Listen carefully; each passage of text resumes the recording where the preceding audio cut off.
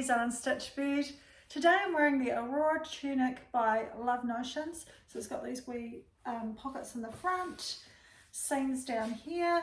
Have a look at some of my other videos. I have actually done a video or a review on this pattern.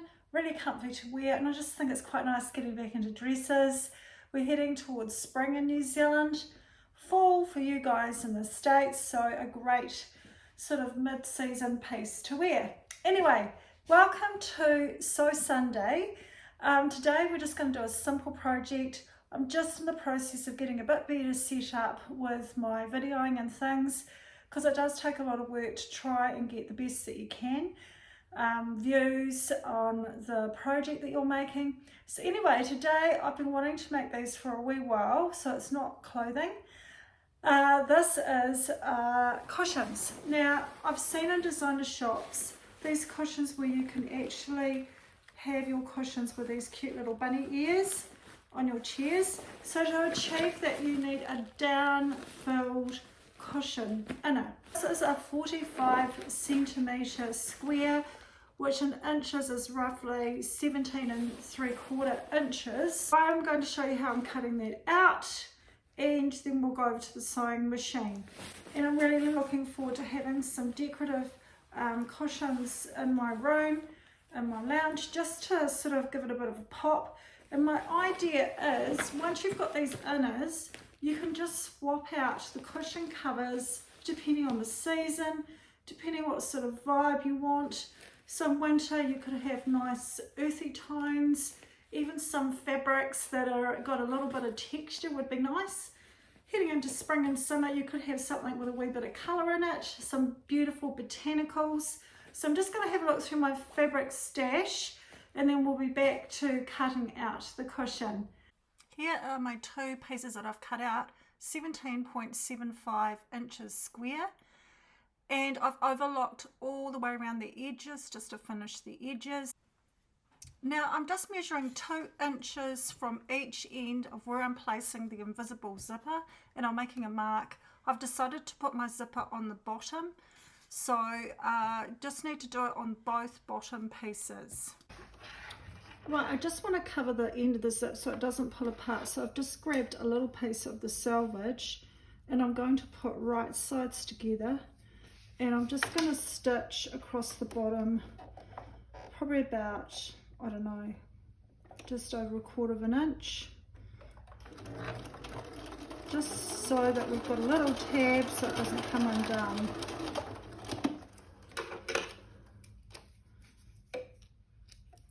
And I'm just going to finger press that down, finger press those around the corners. Could chop a bit off actually, don't need that much.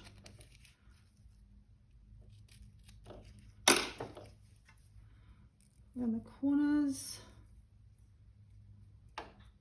finger press, press it up, and we're just going to just stitch that across just to hold it in place. I might just pop a pin in it. Probably cut a little bit too much off now, you can't win. It's either too much or not enough. Anyway, it doesn't have to be perfect, it's just going on the inside of the cushion. It's just to hold that end of the zipper.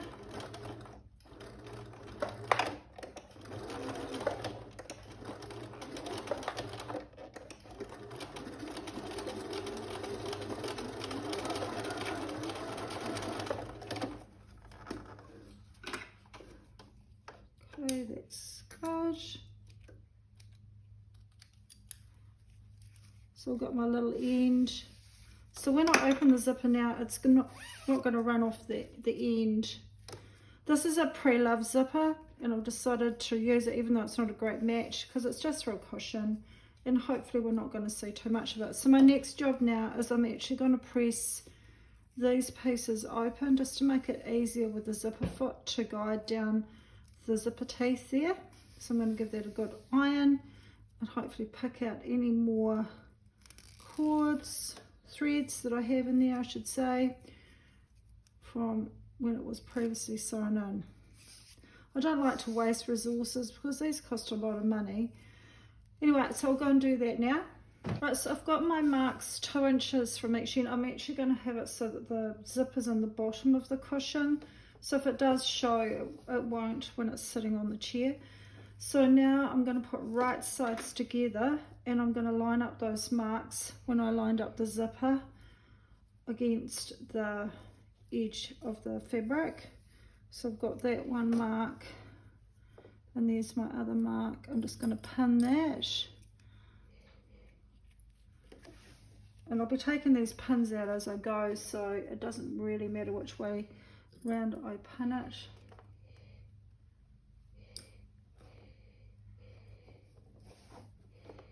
So I'm just lining up the edge of the zipper tape with the edge.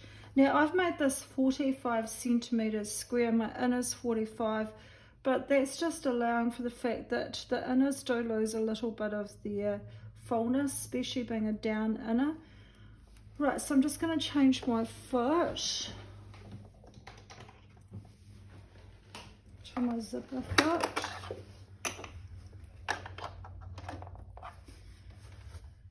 And I'm going to stitch from that little mark, which I might do it this way around.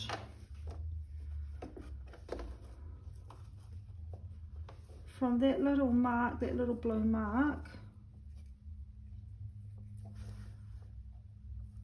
to my bottom blue marks. I'm just getting it into the zipper guide. So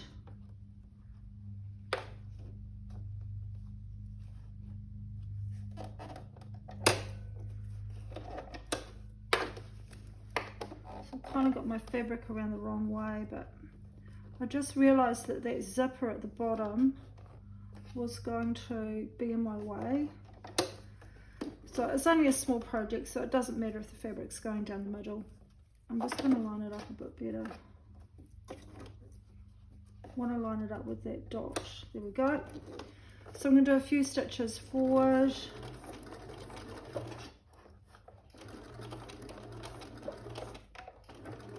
A few stitches back just to hold it.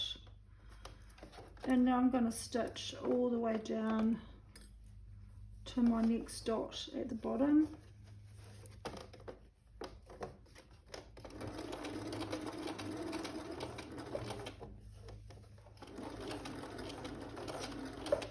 I'm so used to sewing with a walking foot, I'm not used to using any other feet.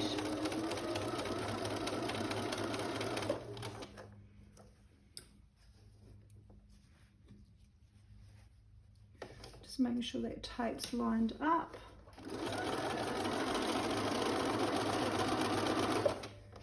Once you get it going, it's not too bad. I really recommend investing in a invisible zipper foot, especially if you're doing a lot of dresses and things that have a invisible zipper.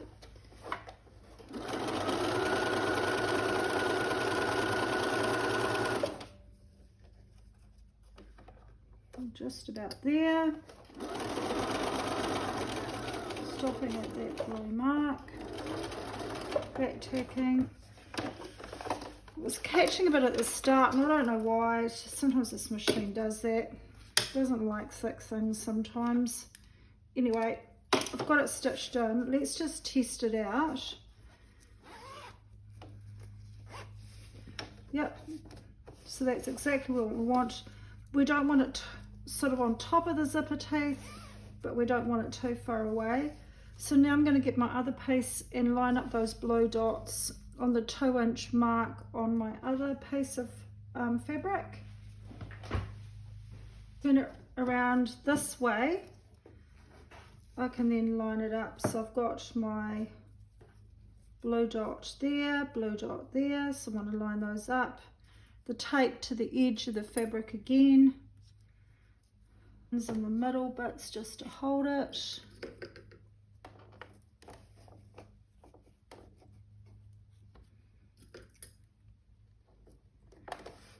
Okay, so again from that blue dot to that blue dot is where we're sewing. So again I'm going to just guide it into the invisible zipper foot. starting at the blue dot.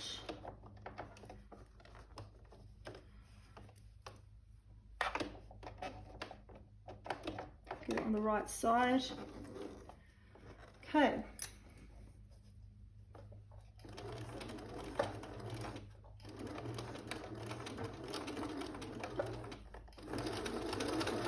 As it says, it just takes a wee bit just to help guide that, sort of give it a wee bit of a tug, just to guide it into that foot. But once you're in there, it's pretty easy to keep it going. Definitely pressing it helps that process.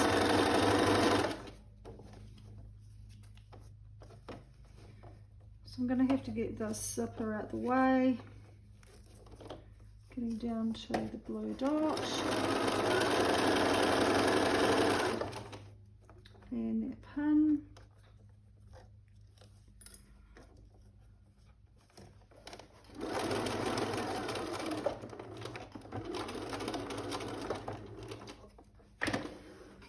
Okay.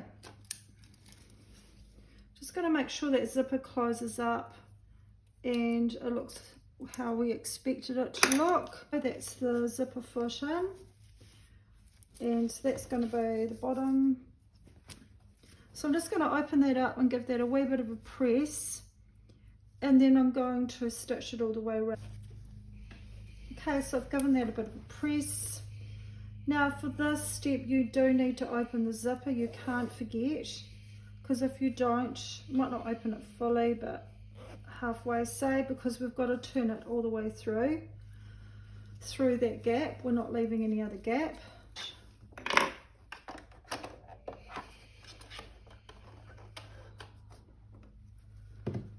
Okay, so we're going to start here. I'm just going to pull that out the way because I don't want to catch the end of the zipper teeth in the stitching or the tape. So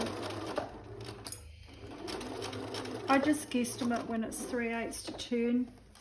If you go not far enough, you can just go back and just wind the handle one turn to line it up 3/8. Just making sure my pieces underneath are lined up. They've come a wee bit of a skew.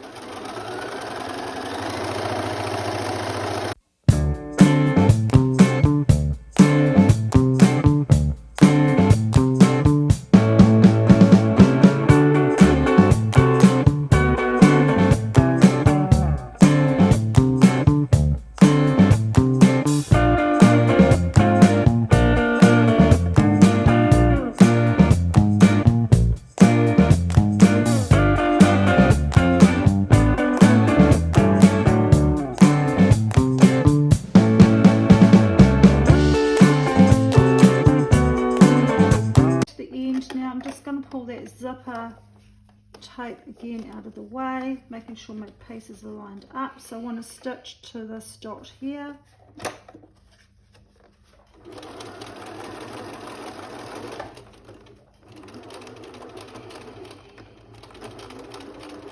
Just do a back tack just to hold it. Trim off my ends. Now I'm going to need to trim across the corners. I put my thumb over them as I trim across. If you want to, you can trim a little bit this way as well, just to get rid of the bulk. I'm picking, if you don't want to cut your thumb off, you'll cut close to it as possible so you get a nice point. So I use my finger as a tool or my thumb as a tool. I'm going to edge stitch each side of the zipper tape to the start about 1/4 of an inch, just so that they don't pop out of the cushion when you're putting it in. And the other side, just taking it down to the seam allowance, just so that those little ends of the zipper don't pop out. Probably just, I don't know, an 1/8 of an inch, whoops. 1/8 of an inch from the edge.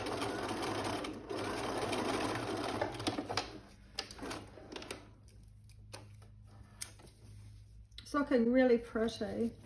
Such pretty fabric. So I'll just go and get my turner. I generally use a chopstick. I find it's not too sharp, so it doesn't actually poke through your corners, which you don't want to happen. And there's quite a bit of bulk in there. I think it's the end of the zipper, so I'm just going to tuck that out the way, just so I can get my corner out. That's better.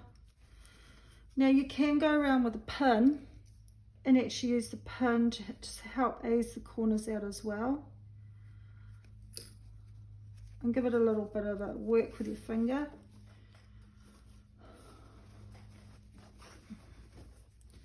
I've just pricked my finger with a pin. I'm always doing that. So I've got these gorgeous wee plasters from Anna Streeton, and they're so pretty.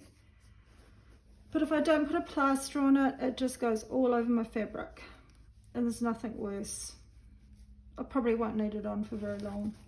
It's just until it stops bleeding. In case you're wondering what happened. Right, so I'm pretty happy with those corners. So now I'm just going to give it a really good press, and then we will, so that's what the corner looks like there. So then we will try the inner in and just see what it's like. Right, I'm back and I've given it a really good press, and this is what it looks like when it's closed. You only see the wee zipper tag sticking out. So you'd hardly know that there was actually a zipper in there. It is so cool. And as I said, the reason I wanted to do invisible zipper cushions or pillows is so that you can change them out, you can wash them. I'm going to have a whole lot of pillow covers and then just change them out depending. I really like this botanical look. It's really pretty. So we'll see what the cushion looks like inside.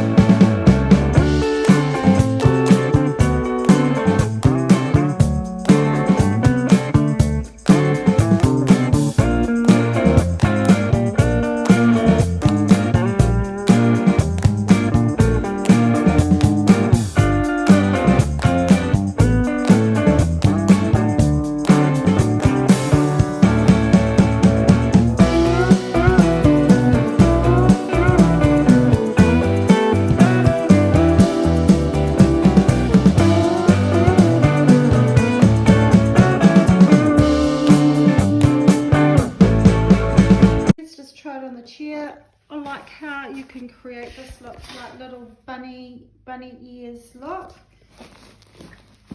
This is the bottom where the zipper is, so you can hardly see that there's a zipper in there apart from the wee tab.